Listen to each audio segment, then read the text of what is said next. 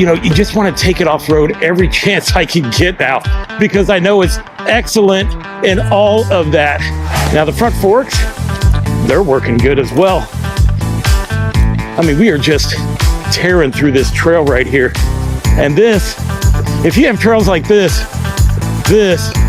will be a fun bike to take it on. Oh, little hill right here, but it's not gonna matter for this bike. Boom, right on up it, no problem. And then we cruise right at the end of the trail. Holy cow, that was fun.